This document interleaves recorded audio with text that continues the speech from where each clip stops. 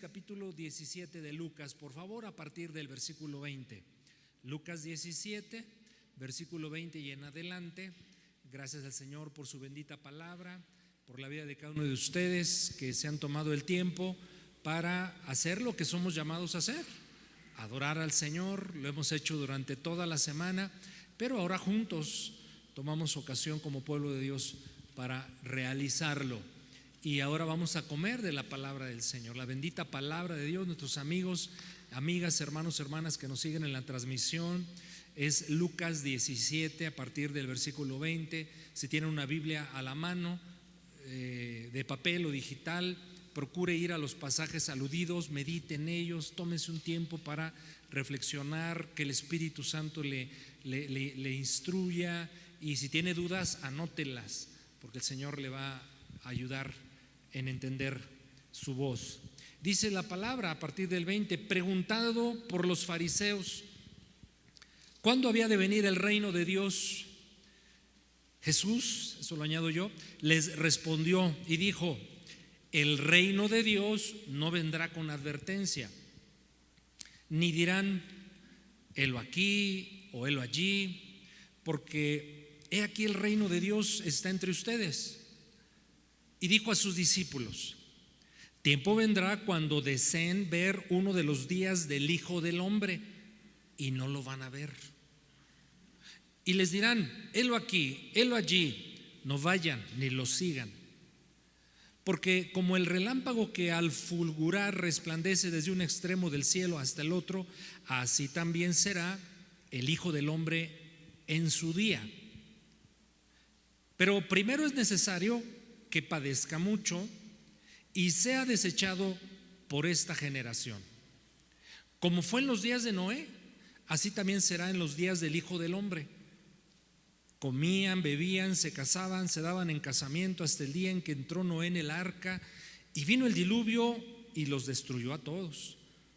Asimismo, como sucedió en los días de Lot, comían, bebían, compraban, vendían, plantaban, edificaban, mas el día en que Lot salió de Sodoma, llovió del cielo fuego y azufre y los destruyó a todos.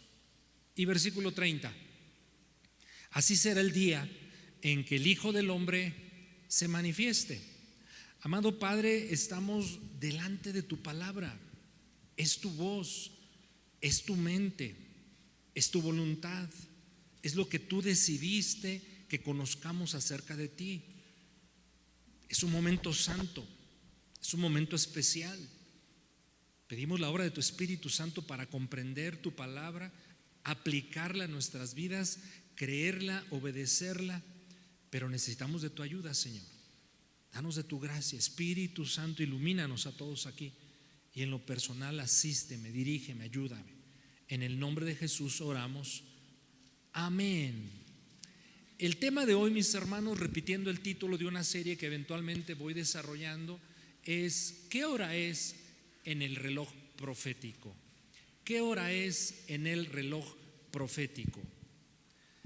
Los últimos acontecimientos, mis hermanos, por difíciles, dolorosos que resulten, pero ya no nos resultan tan extraños. Y me refiero a la tragedia que ocurrió a causa del terremoto en aquellos lejanos países, Turquía y Siria. Claro que nos conmueven y por supuesto nos mueven a muchas consideraciones, desde meramente entender algo de los fenómenos naturales ante los cuales somos indefensos muchas veces. Nos surgen preguntas, ¿verdad? Dios lo provocó, Dios lo permitió. Vemos a los niños falleciendo, a quienes consideramos inocentes, y los cristianos siempre tenemos una respuesta en la palabra de Dios a todo ello. Dios es sabio, no deja de serlo a pesar de estas situaciones. Dios es soberano, Él hará lo que sabe debe hacer. Y aunque no es el tema de hoy, estoy seguro que nos hacemos esa clase de preguntas. Decirles, mis hermanos, que todo lo que Dios haga o permita lo hace en su sabiduría, en su misericordia, en su justicia, en su amor. nunca dudemos de eso.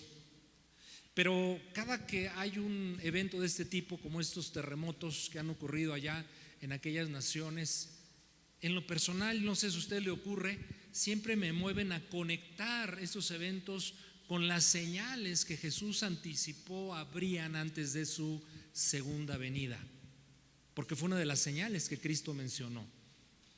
Y ciertamente, aunque ha habido terremotos en toda la historia de la humanidad, sabemos que es muy notable el incremento de los mismos, y eso es digno de tomar en cuenta y conectarlo con lo que Jesús anticipó. Pero esta clase de sucesos, de fenómenos, nos llevan a ver con más atención, con más precisión, el reloj profético de Dios.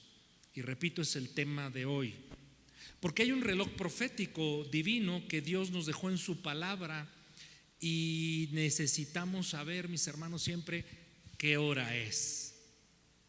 Así como en la vida cotidiana es indispensable estar ubicados en el tiempo, en el plan redentor divino, en lo que su palabra nos ha enseñado, también debemos siempre estar atentos y mirar con frecuencia el reloj de Dios. Claro que a través del tiempo hemos estudiado señales previas a su venida, la venida de Cristo Jesús, las guerras, las hambres, epidemias, la evangelización mundial, etcétera, terremotos, como en el caso reciente.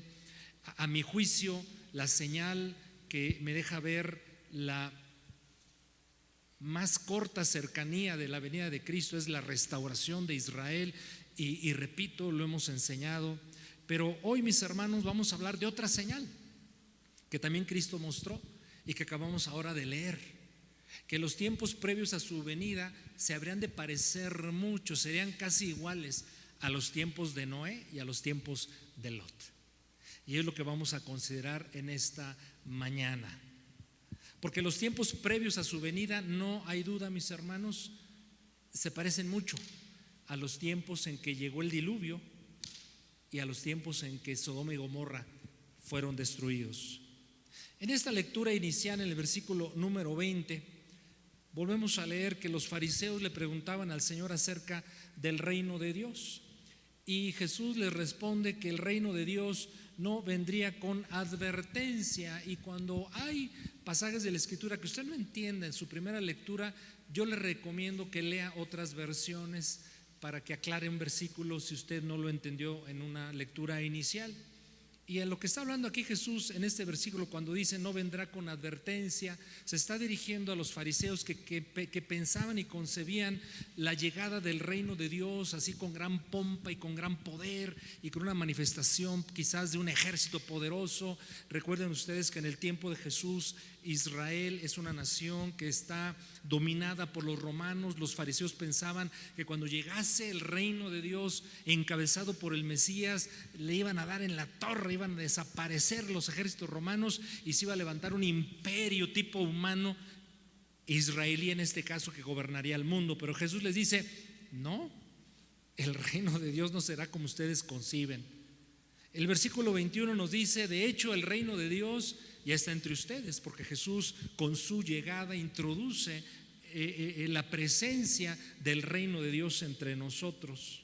El versículo 22 vale la pena considerarlo de manera un poquito más detenida.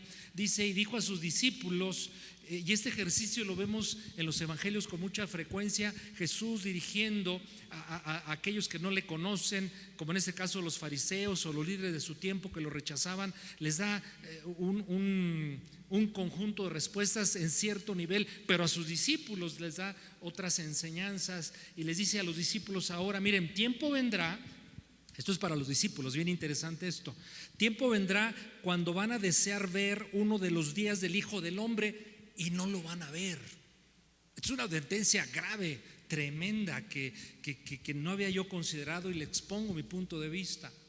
En primer lugar, definitivamente se puede referir este versículo a que obviamente Jesús ya no vendrá como vino hace 2000 años, en la condición de hombre y con todas las obras, milagros, prodigios, enseñanzas, el carácter que manifestó. Entonces Jesús dijo: un tiempo como el que están viviendo ahora, cuando Dios mismo en la persona de Cristo está, no se va a repetir.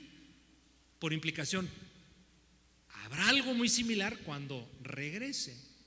Pero también saben qué pienso que este versículo quiere decir cuando dice el Señor Jesús a sus discípulos: habrá un momento en que van a desear ver la manifestación del Hijo del Hombre como la están viendo ahora, pero eso no va a volver a ocurrir.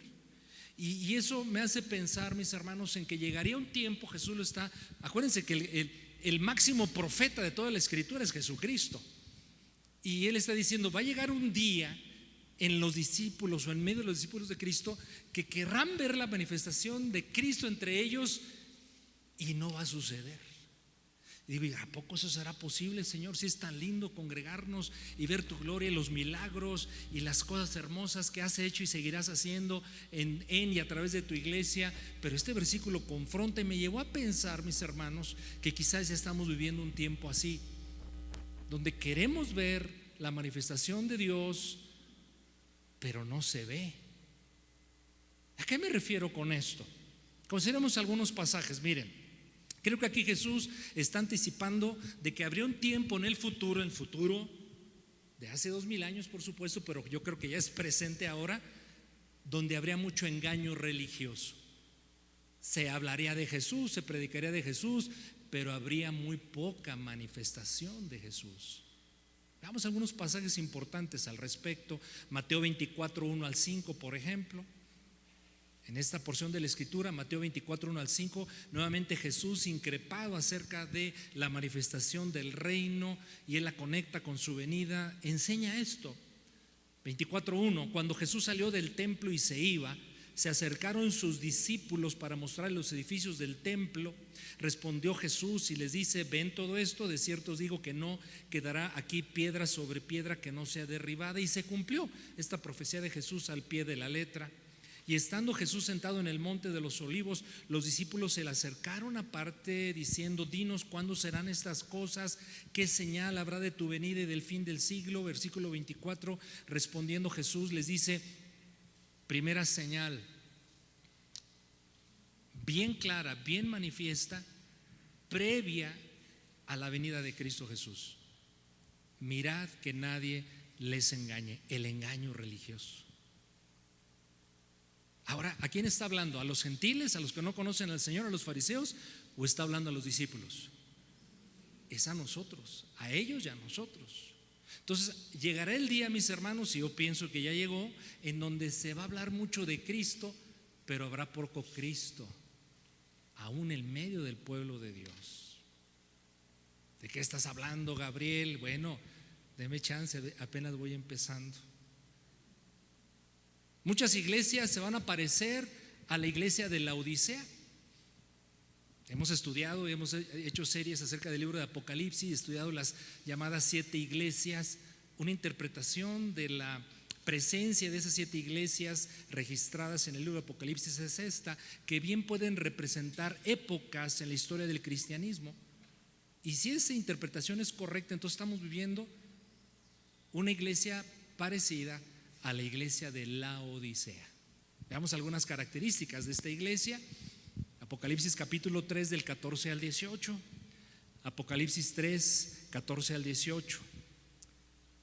Y escribe al ángel de la iglesia en Laodicea. Laodicea. He aquí el amén, el testigo fiel y verdadero, el principio de la creación de Dios. ¿Quién es ese que describe ese versículo, mis hermanos? ¿Quién es? ¿Quién es el del versículo 14? Es Jesús, no hay duda. Jesús dice a esa iglesia: yo conozco tus obras, que ni eres frío ni caliente. ¿Estaremos viviendo esos tiempos, mis amados? Es una pregunta. Ojalá fueras frío o caliente, pero cuanto eres, ya Jesús responde, por cuanto eres tibio, no frío ni caliente, entonces te vomitaré de mi boca. Qué rudas palabras. Del santo, del misericordioso, del bueno, del perfecto, del compasivo, del empático, del misericordioso. Pues ese, quien es Dios, Jesús, también dice: te puedo vomitar de mi boca. Hay una generación actual que le gustaría borrar estas letras de la Escritura, mis hermanos. ¿Y por qué Jesús dice eso? Versículo 17: porque tú estás diciendo, iglesia, a la iglesia de Laodicea: yo soy rico, me he enriquecido y no tengo necesidad de nada. Yo digo, ¿habrá personas, grupos humanos o generaciones que se atrevan a hacer esta declaración, que no necesitan de nada? Yo quiero saber cómo le hacen.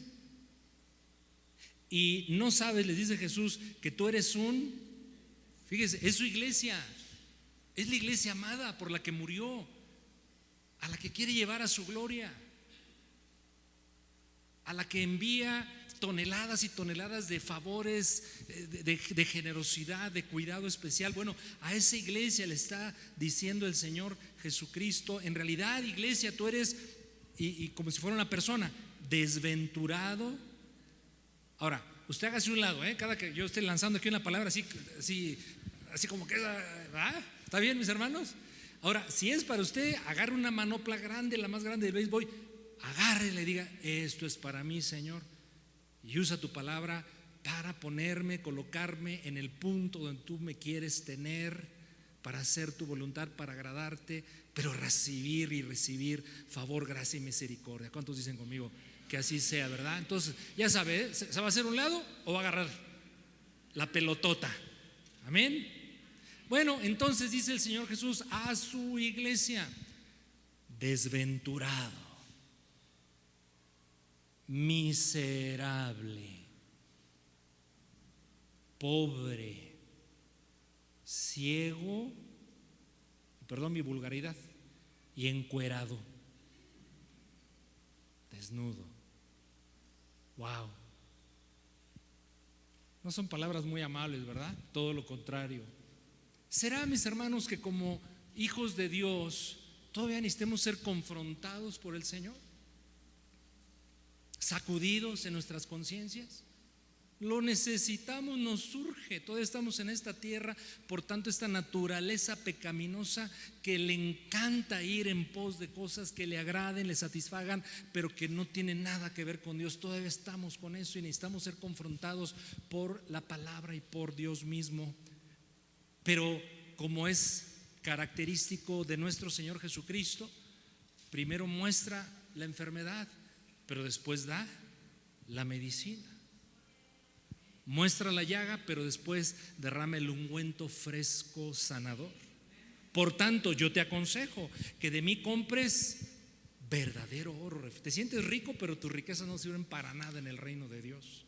Compra oro refinado en fuego para que seas rico, y vestiduras blancas que representan la santidad para vestirte, y que no se descubra la vergüenza de tu desnudez. Eso es una vida pecaminosa. Y ¿sabes qué? Límpiate los ojos para que veas. Usa un ungüento, un colirio, que es la obra del Espíritu Santo y de la palabra. Entonces, regresando a Lucas 17, el versículo 22, cuando dice el Señor: van a desear ver un tiempo en que la manifestación de Cristo sea como ahora lo es. Me refiero a hace 2000 años, y no lo van a ver, pero se refiere a la generación que está en la condición que acabamos de describir por la palabra. Bueno, versículo 23, y os dirán: helo aquí, helo allí. No, no es así. No vayan en pos de nada que no tenga que ver con mi palabra. Más bien, versículo 24: porque como el relámpago que al fulgurar resplandece desde un extremo del cielo hasta el otro, así también será el Hijo del Hombre en su día. Y esa expresión, su día, se refiere a su venida. Será muy evidente la venida del Hijo de Dios. Versículo 25: pero primero es necesario que padezca mucho el Hijo de Dios, Jesús, y sea desechado por esta generación. Es la cruz. Versículo 26 al 30, y es el enfoque de mi mensaje. Lo anterior fue meramente introducción. Versículo 26 al 30. Bueno, como fue en los días de Noé, así también será en los días del Hijo del Hombre.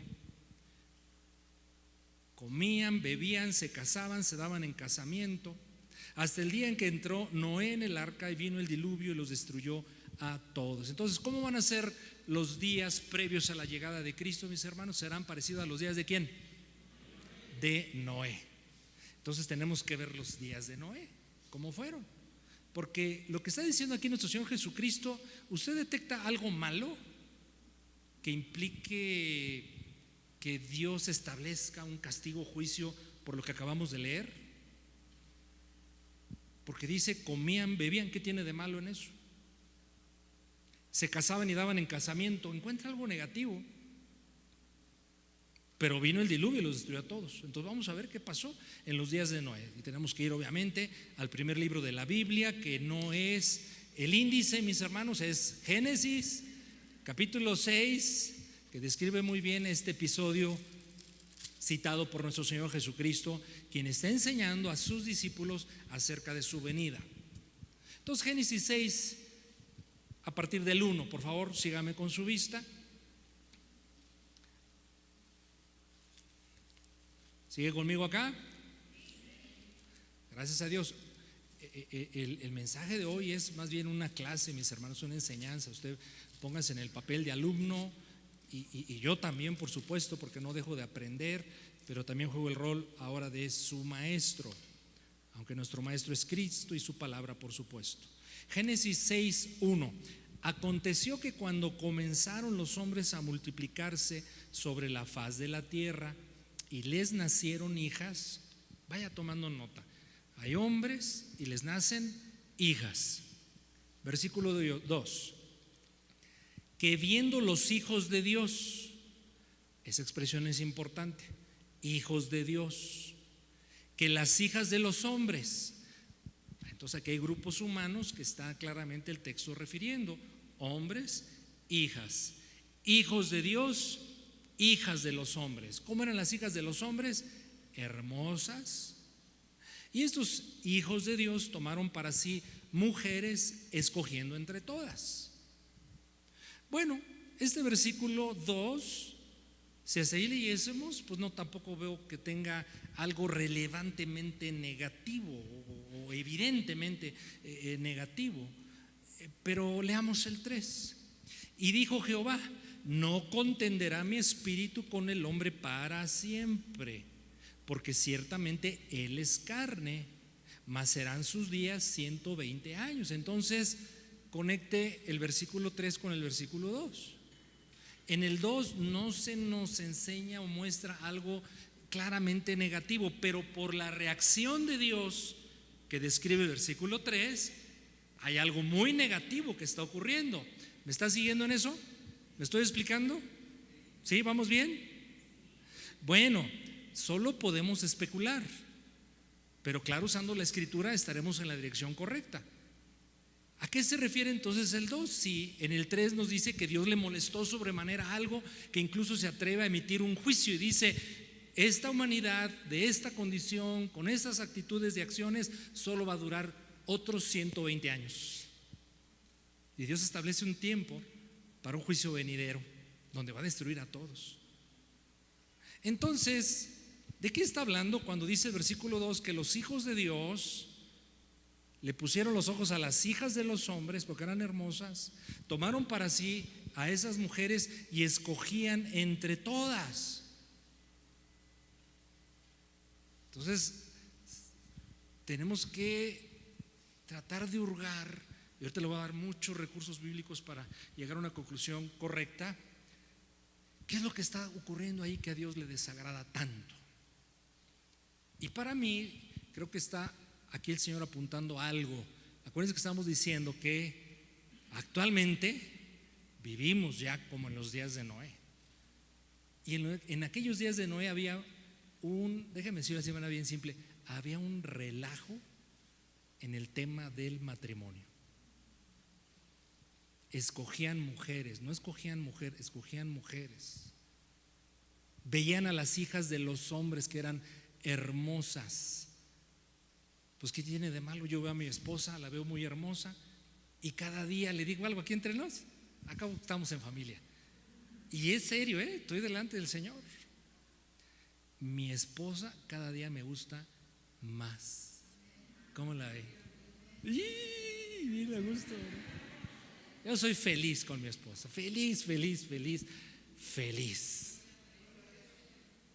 Claro que en las mañanas cuando nos despertamos y nos vemos ahí todos chamagudos, tengo que verla con ojos muy espirituales, ¿verdad? Y más ella a mí. Pero es verdad lo que le digo. Perdóneme el lapsus. Pero hay una manera de ver las mujeres que no agrada a Dios. Podría ser lascivia, lo que estoy diciendo en el versículo 2. Podría ser deseos inmundos, impureza sexual, perversión sexual al ver a las mujeres. Y yo le pregunto, ¿verdad que eso no pasa el día de hoy para nada? ¿Verdad que no? ¿O sí?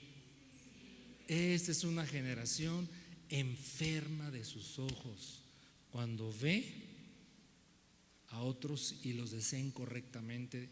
Me refiero al tema sexual. Entonces yo pienso que el versículo 2 está aludiendo de alguna manera que había mucha lascivia, promiscuidad, fornicación, adulterio, perversión sexual. Dice el Señor que aludiendo a lo que leímos de Lucas 17, no lo busque, dijo el Señor, se casaban y se daban en casamiento. Entonces, según lo que estamos aquí considerando, parece ser que ocurría algo malo en esto. Se casaban y se daban en casamiento. Yo pienso que tiene mucho que ver también con que empezaron a multiplicarse los divorcios como una expresión de rebelión a Dios. Ojo, estoy consciente, sé dónde vivo, sé con quién convivo, sé quiénes formamos la iglesia y sé que hay divorciados entre nosotros. Y para los tales el mensaje continuo de la iglesia, de la palabra y desde este púlpito es la obra de misericordia, de gracia de Dios sigue en sus vidas. Y Dios es un Dios de nuevas oportunidades.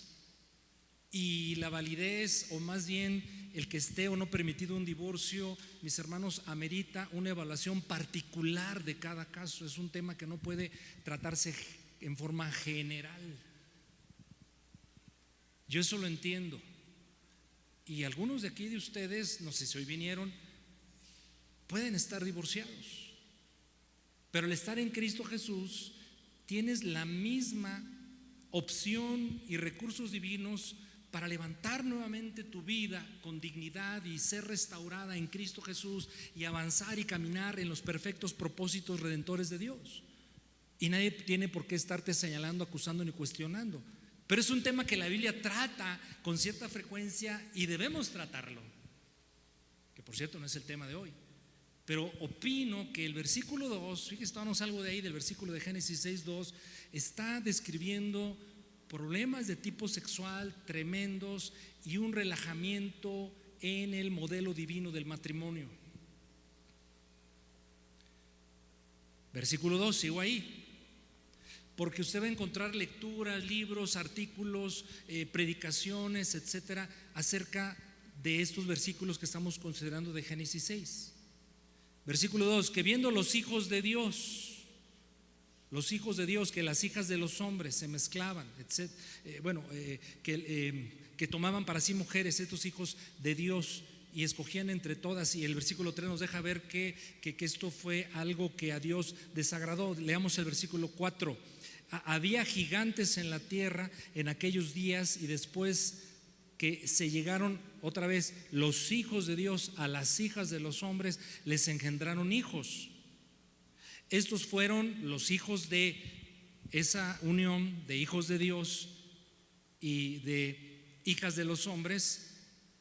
Tuvieron hijos a quienes la Escritura califica de valientes.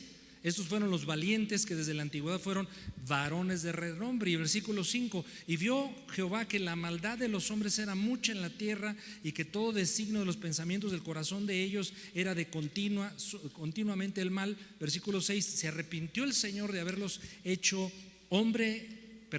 se arrepintió Jehová de haber hecho hombre en la tierra, y le dolió en su corazón, y dijo el Señor, versículo 7, raeré de sobre la faz de la tierra a los hombres que he creado, desde el hombre hasta la bestia y hasta el reptil y a las aves del cielo, pues me arrepiento de haberlos hecho. Entonces algo está ahí entre líneas ocurriendo que la Biblia no describe a detalle, pero que produjo la reacción severa de Dios al grado de que Él decidió destruir a todos. Entonces algo grave está ocurriendo, ¿verdad, mis hermanos? solo que la Biblia no lo describe a detalle. Hay más información que le iré dando, por supuesto, a través de mi intervención. ¿Quiénes son? Respondamos algunas preguntas y nos va a ayudar esto a comprender mejor este pasaje. ¿Quiénes son los hijos de Dios? ¿Quiénes son las hijas de los hombres? Si son de los que anotan, anote esto: dos opciones. Y hay muchos temas de la Escritura que tenemos que tratarlos así. Dos opciones. ¿Quiénes son los hijos de Dios? Bueno, por la mención de esta expresión en otras partes de la Biblia, particularmente el libro de Job, Job cita al menos 3 veces hijos de Dios para referirse a ángeles. No a mi hermana Ángeles, que está aquí al frente tomando nota. Los ángeles de Dios. Hijos de Dios puede ser ángeles. ¿Cómo se saca esa conclusión? Porque Job lo repite 3 veces. Hijos de Dios son ángeles. ¿Quiénes son las hijas de los hombres? Pues mujeres. Entonces, y repito, usted lo va a encontrar en lecturas de gente seria, estudiosa, y no de ahora, sino gente que a través de los siglos, grandes teólogos, algunos padres de la iglesia, así lo interpretaron. Hubo un momento en la historia humana, que aquí describe Génesis, en que ángeles le echaron ojito a las mujeres humanas. ¿Sí? Y sugiere el texto que tuvieron relaciones sexuales. Y de ahí nacieron personas tan malvadas que provocaron que Dios destruyera las cosas con el diluvio. ¿No lo he confundido con esto hasta aquí? Para quienes estén escuchando por primera vez esto, voy a ir un poquito más lento. Quiero que este domingo este salón sea un salón de clases, ¿está bien? Entonces, otra vez, hijos de los hombres, ángeles. Hijos de Dios, ángeles. Hijas de los hombres, mujeres.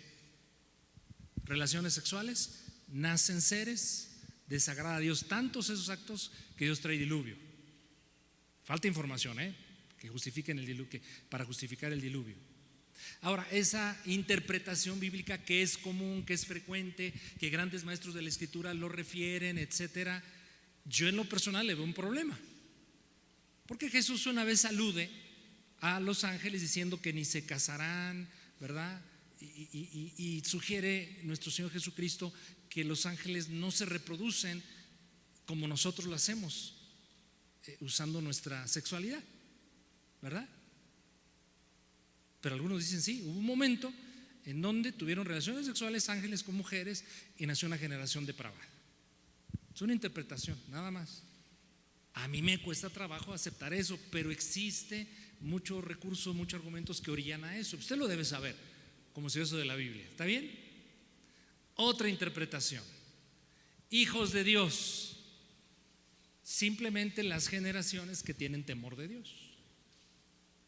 Algunos especulan y dicen, es la descendencia de Set. ¿Quién es Set? Primer hijo de Adán y Eva. El primer hijo de Adán y Eva, Caín. Segundo hijo, Abel. Caín mató a Abel. Abel se murió. Caín se va desterrado. Pero nace un tercer hijo, Set. Hay un momento en el texto donde dice que la descendencia de Set empezó a invocar a Dios. Entonces, segunda interpretación es: ¿quiénes son los hijos de Dios? Las personas, la generación que tiene temor de Dios, probablemente la descendencia de Set. ¿Quiénes son las hijas de los hombres? La generación de personas, en este caso mujeres, que no tienen temor de Dios. Entonces se mezclan los que tienen temor de Dios con los que incluso rechazan a Dios. ¿Y quién ganará en un matrimonio mixto así? La estadística dice que gana el que no tiene temor de Dios. Qué tremendo está esto, ¿verdad? Quisiéramos que fuera lo otro, pero no ocurre así en la práctica, en la mayoría. Bueno, entonces nace una generación que no tiene temor de Dios. y que desagrada a Dios tanto que Dios manda juicio. Ahora, como yo soy bien inteligente, digan conmigo amén. Muchas gracias, hermanos, pero no sean mentirosos, Pues digo, ¿cuál será la mejor interpretación, Señor, de estas dos posturas? Si no hay más, son estas las más importantes. Yo no me hago bolas y me voy a Deuteronomio 29:29, yo se lo recomiendo, memorícelo. Deuteronomio 29:29, ponlo en pantalla, por favor. Las cosas secretas pertenecen a Jehová nuestro Dios, mas las reveladas son para nosotros y para nuestros hijos, para siempre, para que cumplamos todas las palabras de esta ley. Entonces, yo no voy a ir más allá de lo que el texto dice. Entonces, lo que acabamos de leer, lo que sí es real, lo que es evidente, lo que está escrito es que hubo tanta maldad, tanta depravación, tantas cosas negativas que desagradaron tanto al Señor que Dios mandó juicio. Sigamos leyendo en Génesis 6, versículo 9. ¿Hasta aquí vamos bien? Como este es un salón de clases, se valen preguntar, anótelo y después quizás al final yo le respondo cosas, o nos hacemos más bolas o aclaramos todo. Pero yo quiero que usted entienda esto, porque ¿qué cree? Son lecciones bien básicas de la Escritura que debemos conocer bien los cristianos. ¿Estamos bien? ¿Cuál es el tema de hoy? El reloj profético de Dios. Y estamos hablando de que los días actuales se parecen ¿a quién? A los días de Noé. Bueno, versículo 9, seguimos en Génesis 6. Estas son las generaciones de Noé. Noé, varón justo, era perfecto en sus generaciones. Con Dios caminó Noé. Engendró Noé 3 hijos, Sem, Cam, Jafet y aquí viene 11. Esto es lo que sí está en el texto muy claro. Se corrompió la tierra delante de Dios. Entonces, esa conexión de hijos de Dios con hijas de las mujeres que provocaron valientes, pero valiente, ahorita le digo qué significa, pues de una vez se lo digo, ¿verdad? Valiente significa violento, abusivo, autoritario, tirano, dominante, cruel, todo eso significa valiente en este versículo. Bueno, esa clase de personas que había en ese tiempo, en esa generación, produjeron tanta maldad, fíjese, dice, y se corrompió la tierra delante de Dios. Y la tierra estaba llena de violencia. Gracias a Dios, mis hermanos, que hoy no sabemos de ninguna noticia negativa. No hay violencia, no hay maldad, no hay corrupción. Todo es paz, todo es tranquilidad, todo es integridad, todo es justicia. ¿Verdad que sí, mis hermanos? Los días de hoy se parecen a los tiempos que describe la Escritura. Bueno, estaba la tierra llena de violencia y miró Dios la tierra. Porque saben, Dios oye, ¿verdad que sí?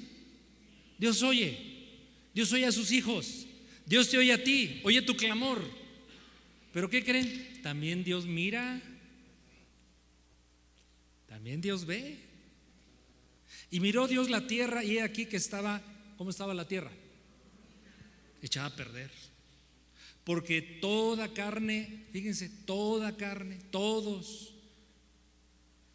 toda carne había corrompido su camino sobre la tierra. Eso sí es lo literal de la Escritura que estamos viendo. Dijo 13, dijo pues Dios a Noé, el único que había dado gracia delante de Dios y su familia: he decidido el fin de todo ser, porque la tierra está llena de violencia a causa de ellos, y he aquí que yo los destruiré con la tierra. Tremendo, ¿verdad, mis hermanos? Por eso hay gran parte de la población actual que no les gusta aceptar que hubo un diluvio, porque está conectado con juicio. ¿Con juicio qué? A la maldad. Y eso molesta, ¿verdad? Inquieta. Los cristianos deberíamos abrazar esta clase de enseñanzas sí con un temor, pero con un temor reverente que nos mueva a devoción a nuestro Dios, con la confianza de nuestro intercesor Cristo. Pero aún en el pueblo de Dios les molesta considerar estas cosas. que Dios pueda destruir a sus criaturas. Pero lo ha hecho y lo va a volver a hacer, mis hermanos. Porque como en los días de Noé, Jesús dijo, como eran los días de Noé, así llegará un tiempo en donde va a ser también cuando va a venir el Hijo del Hombre y va a establecer sus juicios. Bueno, pero Jesús también aludió, no lo busque en Lucas 17, a otro personaje de la Escritura. ¿Lo registró? Habló de Noé y habló de ¿quién más? De Lot. Bueno, vamos a ver si los tiempos de Lot se parecen a los actuales. Ahí mismo en el libro de Génesis, Génesis 18, 20. Génesis 18, solo el versículo 20, y luego saltamos a otro capítulo de Génesis. Génesis 18, 20. Entonces Jehová le dijo: por cuanto el clamor contra Sodoma y Gomorra se aumenta más y más, y el pecado de ellos se ha agravado en extremo. ¿Lo está leyendo conmigo? Entonces, por cuanto el clamor contra Sodoma y Gomorra se aumenta más y más. ¿Quién clamaba contra Sodoma y Gomorra? Pues no lo dice la Biblia. Pero a Dios llegó un reclamo, un clamor. Mira cómo está esa región del mundo.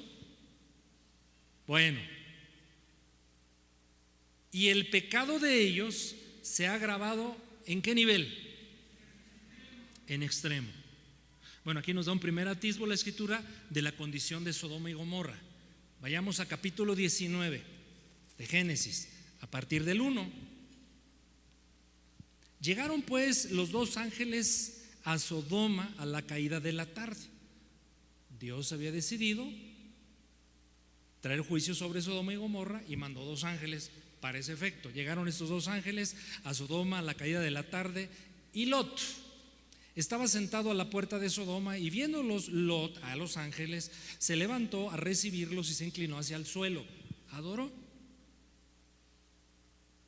Cosa que, por cierto, después la Escritura corrige, y ni a los ángeles debemos adorar nosotros. Y dijo: ahora, mis señores, os ruego que vengan a casa de vuestro siervo y se hospeden, y lavaréis vuestros pies, y por la mañana se van a levantar y seguirán su camino. Y los ángeles respondieron: no, que en la calle nos quedaremos esta noche. Mas Lot porfió con ellos, discutió con ellos mucho. Ándenle, quédense, aquí está rico, ¿para qué salen? Los invito a comer, etc. Un buen anfitrión. Y fueron con él pues, y entraron en su casa, y les hizo banquete, coció panes y levadura, comieron. Qué interesante, ¿verdad? Los ángeles aquí descrito en la Escritura tienen figura humana y hasta comen, mis hermanos. Ya me perdí. 4, gracias. Pero antes que se acostasen, entonces a lo mejor los ángeles también duermen, mis hermanos. Rodearon la casa, aquí viene, rodearon la casa los hombres de la ciudad. ¿De qué ciudad hablamos? Sodoma y Gomorra. Aquí todavía aquí no encontramos, parece que es Sodoma, ¿verdad? No, de hecho sí, así lo dice ahí. Pero antes que se acostasen, rodearon la casa de los hombres, los varones de Sodoma, todo el pueblo junto. ¿Quiénes rodearon la casa de Lot? Fíjense, interesante, ¿eh? Hombres, desde el más joven hasta el más viejo. ¿Qué sería el más joven? ¿80 años? ¿15? No lo sabemos. Pero un joven en la cultura hebrea deja de serlo a los 12 años. Interesante ese dato. Entonces, desde chavitos. Bueno, y llamaron a Lot y le dijeron: ¿dónde están los varones que vinieron a ti esta noche? Los vimos pasar. Sácalos para que los conozcamos. Hola angelito 1, hola angelito 2, mucho gusto. No, conocer, y especialmente el libro de Génesis, es relaciones sexuales. Entonces estos hombres, desde los jovencitos hasta los mañosos viejorrones, querían abusar sexualmente de los ángeles. Ojo. Entonces Lot salió a ellos a la puerta, y por eso la reacción de Lot, y cerró la puerta tras sí y dijo: os ruego, hermanos míos. ¿Para qué les dijo hermanos, verdad? Eran hermanos pero del diablo. Hermanos míos, que no hagan, por eso fíjense, que no hagan tal maldad. He aquí, ahora yo tengo 2 hijas que no han conocido varón.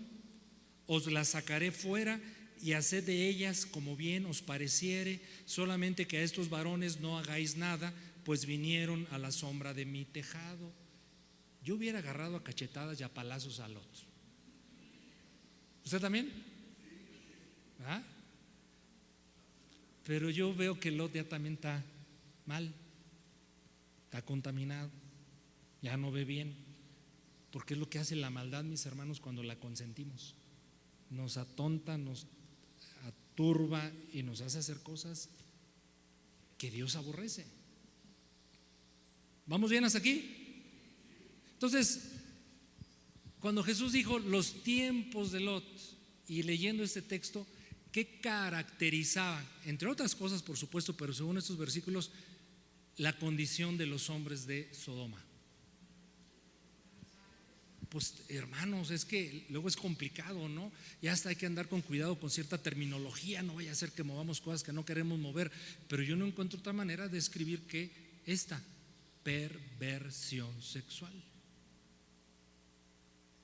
Entonces encontramos, uniendo la historia de Noé, la historia de Sodoma, con Lot en Sodoma, ¿qué está sobresaliendo, mis hermanos? Yo creo que sí, la maldad, ciertamente, la maldad, por supuesto, buena respuesta. Pero de todos los elementos de maldad, los textos nos están llamando la atención a 2 cosas tremendas. 1, la violencia, y 2, perversión sexual. Vamos a nutrir más esto. ¿Cómo vamos de tiempo? Creo que vamos más o menos bien. Me tengo que meter el acelerador. Alude a la historia de Sodoma y Gomorra el escritor Judas. Que no nos hagamos, hace un chorro que no lo leemos, ¿a poco no? Vaya Judas, antes de Apocalipsis. Y Judas, que es un solo capítulo, leamos algo interesante de esto para reforzar lo que yo trato de comunicarle en esta mañana. Judas es un solo capítulo, por eso se lee así: Judas, versículos 4 al 7. Porque algunos hombres han entrado encubiertamente, los que desde antes habían sido destinados para esta condenación, hombres impíos que convierten en libertinaje la gracia de nuestro Dios y niegan a Dios, el único soberano, y a nuestro Señor Jesucristo. Había una generación, personas que se decían creyentes cristianos, pero con su estilo de vida negaban a Dios. 5. Mas quiero recordarles, ya que una vez lo habéis sabido, que el Señor, habiendo salvado al pueblo sacándolo de Egipto, después destruyó a los que no creyeron.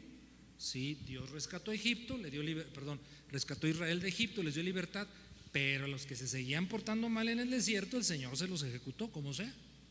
Versículo 6. Y a los ángeles que no guardaron su dignidad, sino que abandonaron su propia morada, los ha guardado bajo oscuridad en prisiones eternas para el juicio del gran día. Versículo 7. Como Sodoma y Gomorra y las ciudades vecinas, las cuales de la misma manera que aquellos, habiendo... ¿Y qué es fornicación? Fornicación, vamos a decirlo de manera simple y sencilla, ¿no? Todo desorden sexual es fornicación. Algunos dicen, no, es relaciones sexuales antes del matrimonio. No, también la fornicación en el matrimonio ocurre. Una expresión sería el adulterio, por supuesto. Habiendo fornicado e ido en pos de vicios contranaturales. ¿Qué querían hacer los hombres de Sodoma y Gomorra con los ángeles? Abusar de ellos sexualmente. Y aquí la frase, Judas usa la misma que utiliza el apóstol Pablo en Romanos 1, no lo busque. Contra naturaleza. Fueron puestas por ejemplo sufriendo el castigo del fuego eterno. Sí, porque llovió fuego y azufre sobre Sodoma y Gomorra. Bueno, yo con todo esto, mi hermano, solamente le quiero llevar a que conecte. Y déjeme recapitular. Hoy estamos viendo la hora, ¿verdad? ¿Qué hora es? En el reloj profético de Dios. Señales cumplidas. Estamos hoy considerando una muy importante, que los tiempos previos a la venida de Cristo serían similares, si no hasta idénticos, a los tiempos en que vivió Noé y Lot. Y por tanta maldad acumulada delante de Dios, Dios trajo juicio sobre esas generaciones. ¿Está bien, mis hermanos? Bueno, entonces los tiempos de hoy, pienso, no sé usted qué piense con todo lo que hemos considerado, son iguales a los tiempos de Noé y de Lot. Se lo digo rápidamente, en afán de abreviar el tiempo y si quiere anotar. Yo encuentro al menos 6 expresiones de los tiempos de Noé y Lot que ocurren actualmente en nuestros tiempos actuales. Primero de ellos, indiferencia a la advertencia divina de los juicios venideros. Noé construyó un arca, voy a destruir todo, ser viviente, daré 120 años de oportunidad.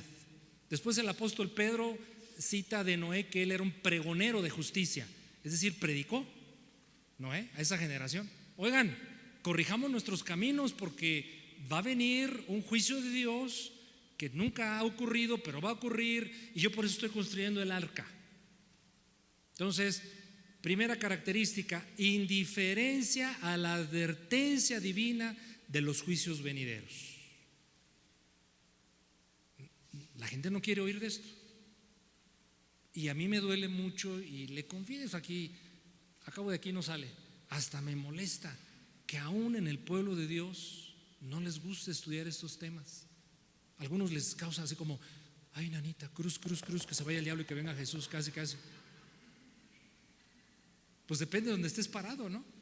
Si estás en Cristo, si estás en la gracia, que será mi cierre, no todo es tinieblas y no todo es tenebroso, el cierre va a ser muy positivo, van a ver, porque el evangelio es ¿qué? ¿Qué es el evangelio? Es buenas nuevas, buenas nuevas. Bueno, pero depende de donde estés parado, ¿no? Bueno, los juicios vienen, mis hermanos, sobre la tierra. ¿Recordamos algunos? ¿Sí? Ok, ahí va el primero. El PRI va. No, no es cierto. ¿Qué pasó? No, perdón, señor. El PRIAN, el PRD, Morena, la OTAN, etcétera. Pero es otro tema, ¿verdad, mis hermanos? Aunque relaciona, lamentablemente. Pero bueno, vamos a Apocalipsis, que es el libro que más describe lo que está por venir sobre la tierra. Apocalipsis, por ejemplo, 6.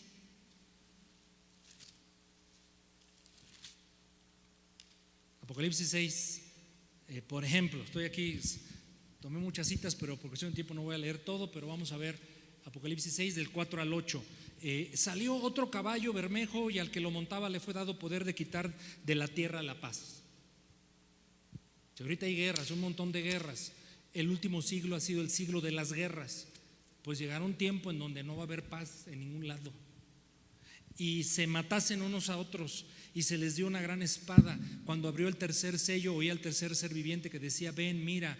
Miré y he aquí un caballo negro, y el que lo montaba tenía una balanza en la mano. Oí una voz de en medio de los 4 seres vivientes que decía: 2 libras de trigo por un denario, 6 libras de cebada por un denario, pero no halles el aceite y el vino. Una inflación tremenda. Cuando abrió el cuarto sello, oí la voz del cuarto ser viviente que decía: ven y mira. Miré un caballo amarillo, el que lo montaba tenía por el nombre Muerte. Hades, infierno, le seguía, y le fue dado potestad sobre la 4ª parte de la tierra para matar con espada, con hambre, mortandad, las fieras de la tierra. Apocalipsis 8, 7 al 10. El primer ángel tocó la trompeta. En todos los ángeles también, estamos aprendiendo mucho de los ángeles, ¿saben tocar la trompeta? El primer ángel tocó la trompeta y hubo granizo y fuego mezclados con sangre, fueron lanzados sobre la tierra. La tercera parte de los árboles se quemó toda la hierba verde. Pobres marihuanos ya no van a tener. Perdón. Discúlpeme.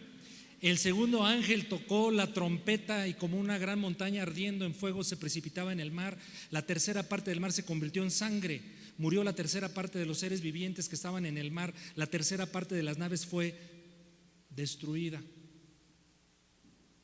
Otro ejemplo más de Apocalipsis, vamos hasta el 20.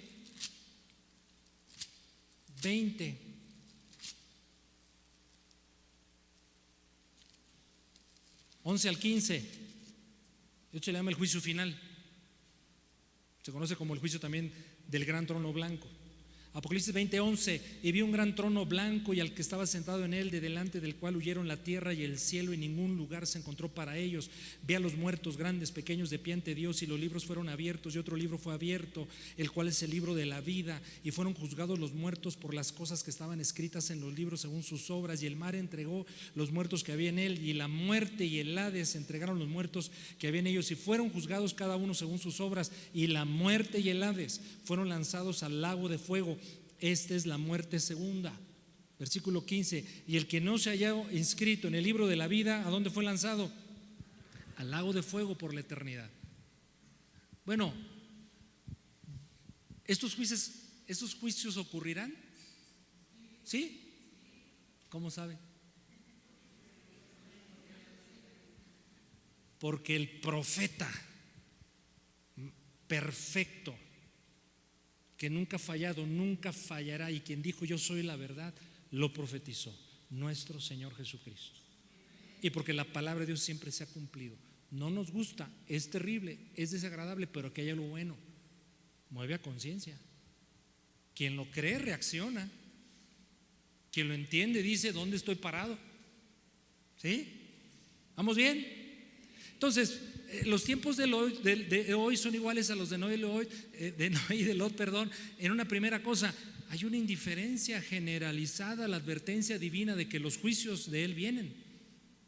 Otra característica, ya lo dijimos mucho, perversión sexual, pero ahora, mis hermanos, es aceptada, promovida y apoyada hasta por ideologías.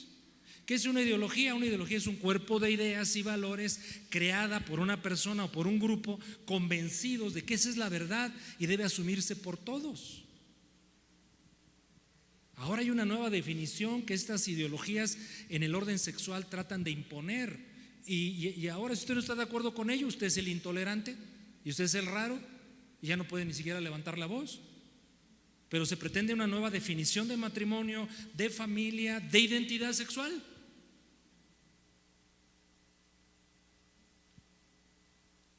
Leí una nota: en España hay una pugna. Fíjese nomás, o sea, si no hay maldad y perversión en los seres humanos actualmente, y estoy generalizando, pero en España ahorita hay un gran debate en el Congreso español. ¿Sabe cuál es el debate principal?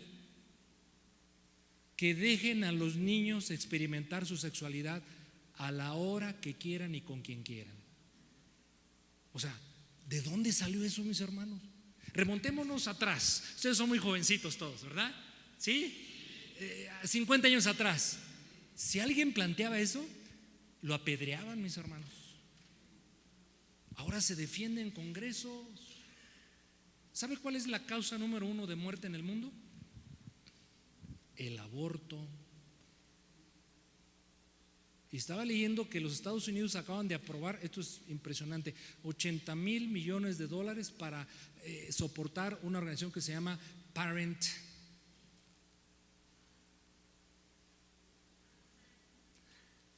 Los que apoyan, promueven, patrocinan el aborto. La nación más rica de la tierra promoviendo asesinatos de no natos. Es el tiempo de Noé y de Lot, mis hermanos. Violencia generalizada. Bueno, esos españoles estaban queriendo decir que los niños experimenten su sexualidad cuando gusten y con quien quieran. Promoción de la pederastia. Tercera situación, igual a la de Lot y Noé, a los tiempos actuales, de la violencia, ya lo dijimos. Otra y bien importante, dijo Jesús, se casaban, se daban en casamiento. ¿Qué tiene de malo eso?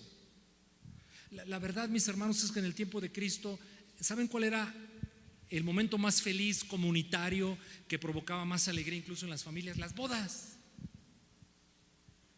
Por eso esperaban las bodas. Y si no los invitaban, como quiera iban, ¿verdad? Y ahí te presentabas. Oye, ¿y a ti quién te invitó? ¿Verdad? Nadie. Pero tampoco nadie me dijo que no viniera. Y eso me conecta con algo, mis hermanos: los pasatiempos, la diversión.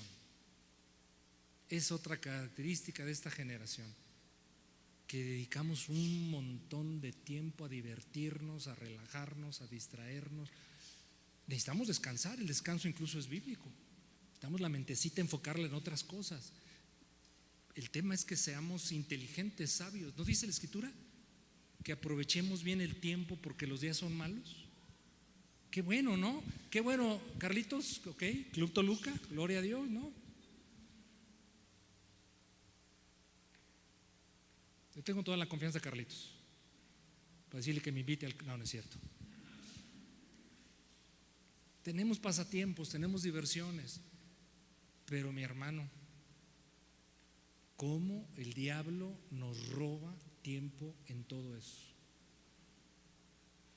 Y ojalá fueran cosas positivas, edificantes, las que los pasatiempos nos ofrecen. La verdad es que ahora, por la perversión y violencia que hay, el 90 y tantos % de los recursos son negativos, ¿sí o no? Y pasamos un tiempo bien bonito, nos encanta ver películas en casa, ¿verdad, pa? Estamos bien contentos, ¿no? Y las palomitas. ¿Saben por qué me gusta ver películas con mis hijas? Porque se las spoileo, se las echo a perder. Ya sé qué va a pasar, ya sé quién es el malo, es ese. Papá, cállate. No, ya sé qué va a pasar, mira, va a hacer esto. Y siempre le atino, porque las películas son muy predecibles. Pero me gusta mucho porque platico con ellas, etcétera, ¿no? ¿Sí? Pero Dios lo sabe, ¿eh? Cada rato hay que estarle cambiando. Adelántale. Papá, ya sé. Porque ya por todos lados, mis hermanos, escenas indebidas, lenguaje obsceno. Entonces, seamos sabios. Pues ¿quién nos va a poner una regla de que sí, que no? Pues eso no puede ser. Pero el llamado bíblico es muy claro. Entonces, mucha diversión, mucho pasatiempo, permisidad, tolerancia sería otra, porque es una generación que a lo malo le llaman bueno y a lo bueno le llaman malo. Y una última, ya voy a terminar: abierta adoración a Satanás. Ahora es cool, ¿ah? Nice, de moda, adorar al diablo. ¿Qué nivel de conciencia tiene esta generación que le encanta adorar a Satanás? Fíjense lo que hace Satanás según la Biblia. Satanás vino a hurtar, matar, destruir. Es el que enferma, es el que roba, es el que siembra miedo, es el que pervierte. Satanás es el que te aparta de Dios y todavía lo adoran. Entonces necesita estar muy, ¿verdad? ¿A poco no? Pues esta generación es lo que es. Termino. Le dije, no todo es tinieblas. Hay buenas nuevas en Dios. Hay buenas nuevas. Cuando meditamos la profecía, acuérdense que el texto, dentro de otros, pero creo que el principal que nos ayuda a calificar la profecía es Primera de Corintios 14:3, no lo busque. Dice que la profecía es dada para 3 propósitos: 1, edificar; 2, consolar; 3, exhortar. Pero vamos a ser también consolados y edificados por lo siguiente: decirle, mi hermano, de las buenas nuevas que hay en todo lo que hemos considerado, hay una sobresaliente: Jesús vino a liberarnos de los estilos destructivos de vida. Con Cristo podemos tener una vida digna, paz, gozo, encarar la vida con el amor, la gracia, la presencia de Dios en nosotros. Eso es el Evangelio, mis hermanos. Segunda gran noticia, que justamente Jesús vino a librarnos de los juicios venideros a todos aquellos que hemos puesto nuestra confianza plena en Él. Primera, a ver si no me falla la memoria, Primera Tesalonicenses 1:10. Primera Tesalonicenses 1:10 es uno de los tantos textos que justifican la interpretación de que la iglesia no pasa lo que se conoce como la tribulación. ¿Y ya está en pantalla? Primera de Tesalonicenses 1:10. Vamos a leerlo todos juntos. Listo, adelante. Y esperar de los cielos a su Hijo, al cual resucitó de los muertos, a Jesús, quien nos libra de la ira venidera. Evangelio, la redención, para ti, para mí. Ay, es que yo soy muy bueno, me merezco la salvación. No, a pesar de ti, a pesar de mí, el amor de Cristo nos ha redimido en Dios, en Él. Gracias al Señor. Y un último texto. Ya sé que mi hija Daniela me dice: papá, te tardaste 1 hora en la predicación, ve nomás.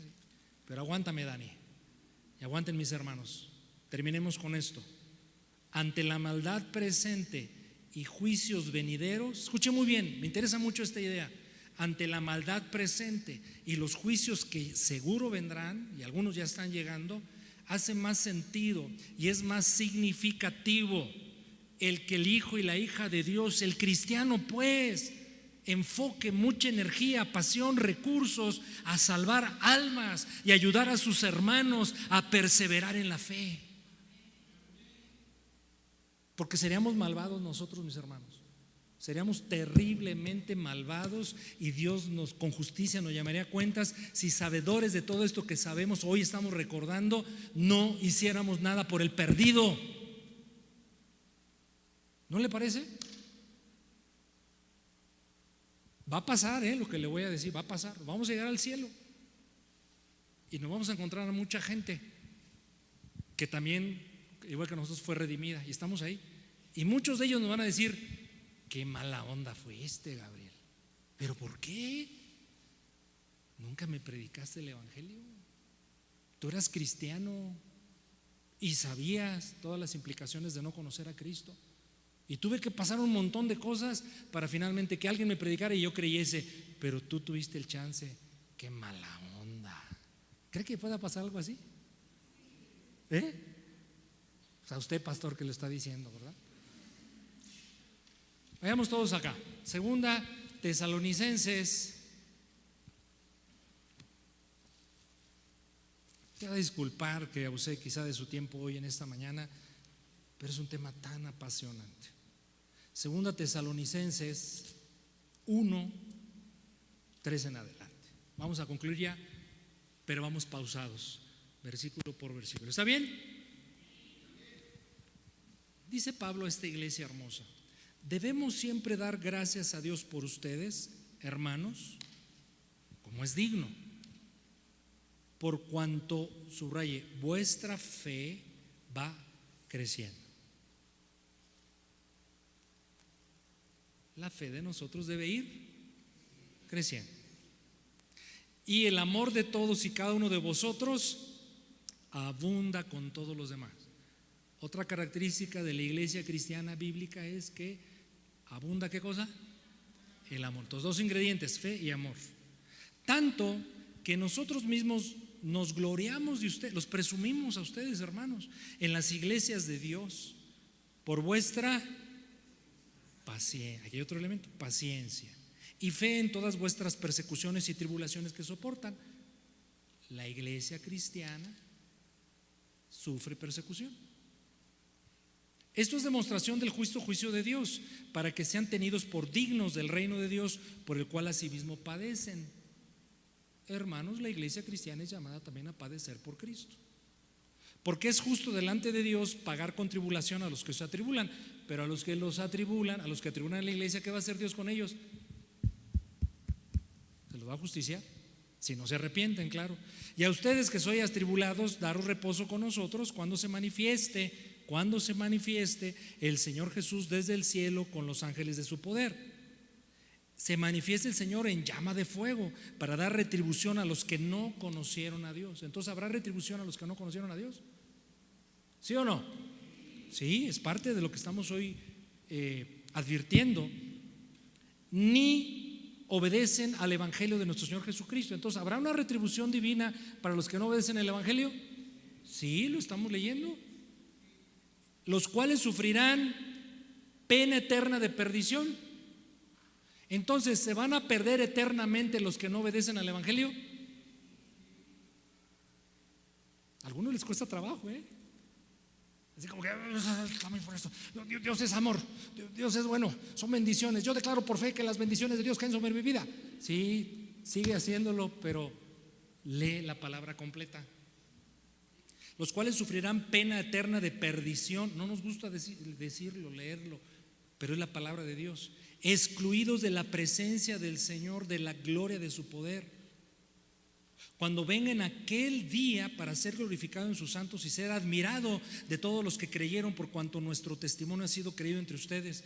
Por lo cual asimismo oramos siempre por ustedes, iglesia, para que nuestro Dios os tenga por dignos de su llamamiento y cumpla todo propósito de bondad y toda obra de fe con su poder, para que el nombre de nuestro Señor Jesucristo sea glorificado entre ustedes, iglesia, y ustedes a su vez glorificados en Él por la gracia de nuestro Dios y del Señor Jesucristo. Así es que, mis hermanos, ante estas realidades nos es necesario, nos conviene, tenemos el llamado divino de hacer todo lo que podamos, pero de veras en conciencia, por el perdido y por mi hermano, para ayudarlo a perseverar en la fe. Inclinemos nuestro rostro. Padre, te damos gracias por tu palabra. Que sea ella la que nos edifique, exhorte y consuele. Tu bendita palabra. Señor, no hay duda que esta es otra de las señales que anuncian tu venida, Señor. Cuando una sociedad, una generación viva como en los días de Noé y de Lot, entonces está cerca tu venida, Señor, y estamos en ese tiempo. Qué bueno que en la Biblia no quedó registrado ni día, ni hora, ni fecha alguna cuando tú vengas, pero nos dejaste, Señor, claramente un reloj profético que nos deja ver qué hora es respecto a aquel día. Una sola cosa oramos en esta mañana, Señor, tenos por dignos del llamamiento que en Cristo Jesús tenemos. Señor, ciertamente conocemos de tu amor, de tu gracia, pero también debemos conocer de tu temor, el temor que nos mueve a reverencia, a arrepentimiento, a desear agradarte con todo y en todo. Padre precioso, sosténos con el poder de tu Espíritu y tu palabra para ser creyentes, una generación, Señor, que brilla en medio de tantas tinieblas. Danos el amor, todos los recursos, Señor, para ser rescatistas espirituales de los que se pierden, y ser vigilante de mi hermano y de mi hermana, para que juntos sigamos avanzando el camino que conduce a tu gloria. Y como escribe el apóstol Pablo, tennos por dignos de ser aceptados en tu gloria en aquel día, el día de tu venida. Padre, no es la actitud del cristiano señalar, condenar, juzgar, menos descalificar, pero nuestra responsabilidad y llamado es anunciar lo que tu palabra dice, comunicar las dos partes del evangelio. La primera, la condición del hombre sin Dios y que le espera si permanece así. La otra cara de la moneda del evangelio, Señor, la salvación, el perdón de pecados, la restauración, la aspiración a una vida abundante en esta tierra, pero a la eterna por siempre. Bendito seas por eso, Señor. Gracias te damos en esta mañana, Señor Jesús. Cada generación enfrentamos nuestros retos. Este es el reto de nosotros, una generación caracterizada por las cosas que hemos hoy comentado. Pero aquí hay algo interesante y bueno en cierto sentido. Mientras más densa es la oscuridad, mientras más densas las tinieblas, entonces puede resultarnos más fácil brillar más y ser esa luz para el mundo. Oramos esto, Señor, en el nombre de Jesús. Ponte sobre tus pies. Gracias a Dios. Bendito sea tu nombre, Padre. Gracias, Señor Jesús. Y si alguno en esta mañana reconoce por la obra de la palabra y del Espíritu que no está en Cristo, que sus decisiones y acciones están en contra de lo que la palabra establece,